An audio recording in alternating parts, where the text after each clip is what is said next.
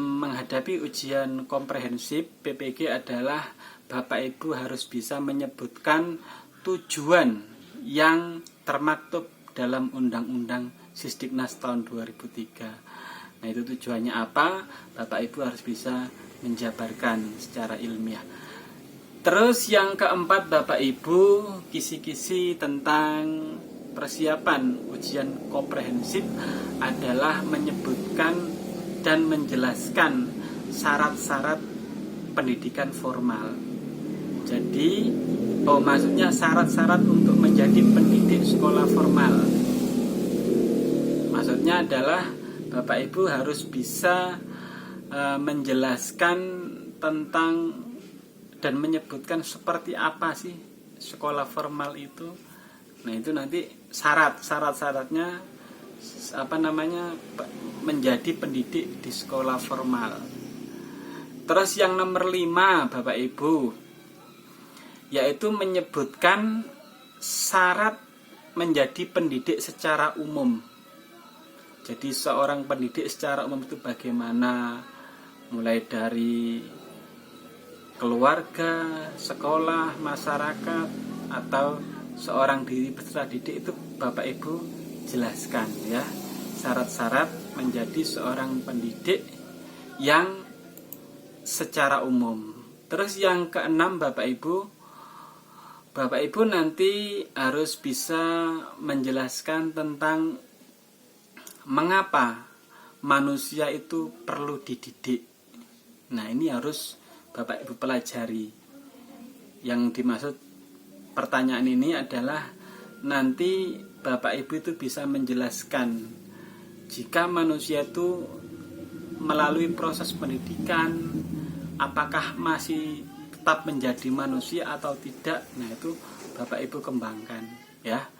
Terus yang nomor 7 Bapak Ibu nanti akan diharapkan untuk mempelajari apakah sama antara pendidikan dan belajar.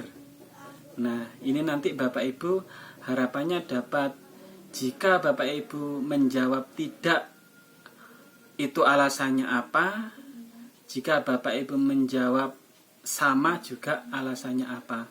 Antara mendidik dan belajar, antara pendidikan dan belajar. Nah, terus yang ke-8 Bapak Ibu harus memahami juga tentang sebutkan dan jelaskan ciri-ciri dewasa.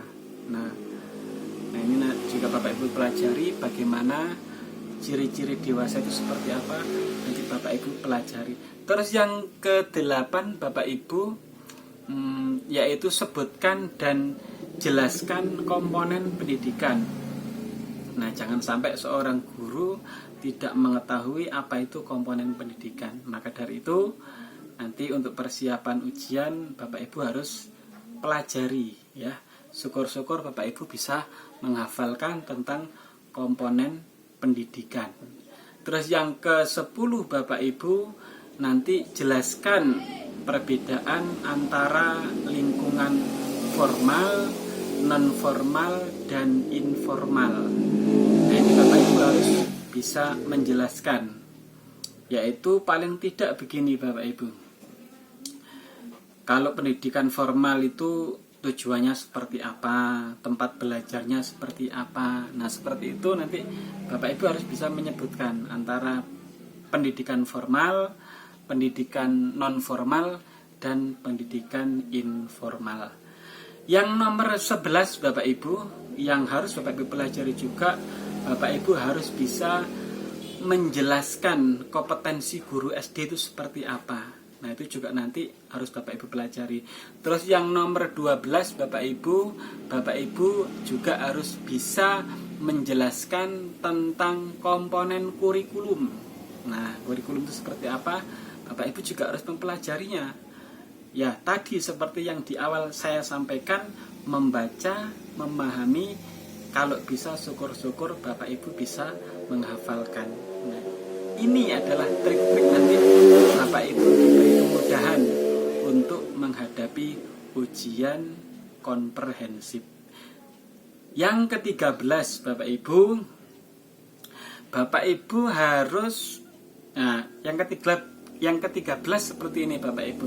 Nanti Bapak Ibu diharapkan dapat mengetahui tentang macam-macam metode mengajar.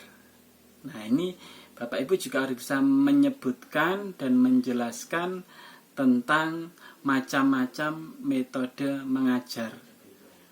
Kalau bisa Bapak Ibu jangan hanya mengucapkan ceramah, diskusi, tapi Bapak Ibu coba diberi variasi yang lain seperti eksperimen atau karya wisata. Nah, itu nanti Bapak Ibu kembangkan, Bapak Ibu pahami, terus metodenya itu seperti apa. Nah, itu nanti Bapak Ibu pelajari ya. Jadi yang ke-13 tadi adalah mengetahui tentang macam-macam metode belajar. Yang ke-14 Bapak Ibu, yang harus Bapak Ibu pelajari dalam menghadapi ujian komprehensif PPG dalam jabatan adalah Bapak Ibu jelaskan faktor-faktor yang mempengaruhi proses hasil belajar. Nah, ini Bapak Ibu paling tidak nanti bisa menyebutkan faktor internal dan faktor eksternal Bapak Ibu. Jadi yang mempengaruhi proses hasil belajar yang internal itu seperti apa, yang eksternal itu seperti apa, nanti Bapak Ibu pahami dan Bapak Ibu pelajari. Selanjutnya Bapak Ibu, yang nomor 15, nanti Bapak Ibu diharapkan dapat mengetahui perbedaan penyelenggaraan sekolah dasar negeri dengan sekolah madrasah ibtidaiyah dan sekolah dasar IT. Nah, itu nanti Bapak Ibu diharapkan dapat menjelaskan perbedaan penyelenggaraan tersebut. Kalau MI itu tujuannya seperti apa, kurikulumnya bagaimana, SD juga seperti apa, SDIT juga seperti apa, Bapak Ibu harus bisa menjelaskan perbedaan-perbedaan tersebut. Begitu Bapak Ibu. Terus selanjutnya yang nomor 16 Bapak Ibu harus dapat menyebutkan apa yang Bapak Ibu ketahui tentang sekolah inklusi pada sekolah dasar. Nah, itu Bapak Ibu harus bisa menjelaskan sekolah inklusi itu sekolah yang bagaimana, dan Bapak Ibu bisa menjelaskan sistem belajarnya seperti apa, nanti Bapak Ibu bisa mempelajarinya. Terus yang ke-17 Bapak Ibu adalah Bapak Ibu harus mengetahui juga bagaimana proses pembelajaran pada sekolah inklusi. Nah, itu juga harus Bapak Ibu pelajari. Yang ke-18 adalah bagaimana proses pembelajaran pendidikan agama Islam di sekolah inklusi. Itu juga Bapak Ibu harus pelajari. Terus yang nomor 19 Bapak Ibu, nanti ada pertanyaan seperti ini Bapak Ibu. Sebutkan dan jelaskan karakteristik anak usia sekolah dasar. Nah, Bapak Ibu harus kenal, harus paham apa itu karakteristiknya anak-anak usia sekolah dasar. Nah, biasanya anak-anak itu adalah anak-anak yang usianya 7 sampai 12 tahun. Terus yang 20 Bapak Ibu, nanti Bapak Ibu bisa menyebutkan dan menjelaskan masalah yang sering dialami oleh anak-anak SD atau MI. Nah, ini juga Bapak Ibu nanti harus bisa menjelaskan dan menyebutkan. Selanjutnya Bapak Ibu, yang nomor 21 yaitu bagaimana cara membudayakan 3 kata ajaib. Nah, di lingkungan sekolah Bapak Ibu, 3 kata ajaib itu seperti apa? Yang pertama adalah mengucapkan terima kasih, mengucapkan maaf, dan mengucapkan minta tolong. Ini adalah 3 kata ajaib yang harus dibudayakan di sekolah. Nah, nanti Bapak Ibu pahami bagaimana caranya untuk membudayakan agar 3 kata ajaib ini dapat diterapkan di sekolah Bapak Ibu. Selanjutnya Bapak Ibu, yang terakhir ya, yang nomor 22 adalah tentang bagaimana cara mengatasi kesulitan belajar siswa. Nah, jika Bapak Ibu mendapatkan pertanyaan seperti ini ketika menghadapi ujian komprehensif dalam pelaksanaan PPG besok, maka Bapak Ibu jawabnya jangan asal langsung dijawab memberikan solusinya. Tapi Bapak Ibu jawablah, gunakan jawaban itu dengan tahapan secara ilmiah Bapak Ibu. Jadi Bapak Ibu sebutkan pertama identifikasi masalahnya seperti apa. Lalu mendiagnosanya juga, mendiagnosa masalahnya seperti apa.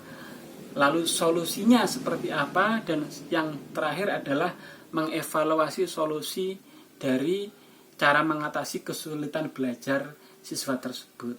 Nah, maka dari itu nanti Bapak Ibu betul-betul pahami.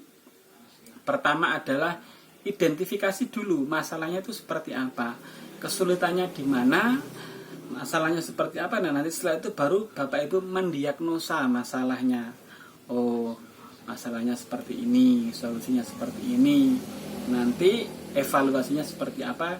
Nah, itu adalah jawaban-jawaban yang harus Bapak Ibu pelajari agar pertanyaan yang Bapak diberikan kepada Bapak Ibu guru, jawabannya juga baik dan dijawab secara ilmiah.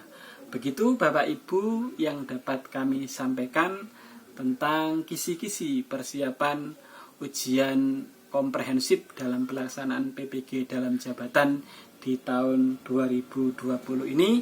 Semoga Bapak Ibu diberi kemudahan, kelancaran, dan dapat menjalankan PPG ini dalam keadaan sehat walafiat tanpa suatu halangan apapun. Sekian Bapak Ibu yang dapat kami sampaikan, kurang lebihnya saya mohon maaf yang sebesar-besarnya. Saya akhiri, wabillahi taufik wal hidayah, waridha wal inayah. Wassalamualaikum warahmatullahi wabarakatuh.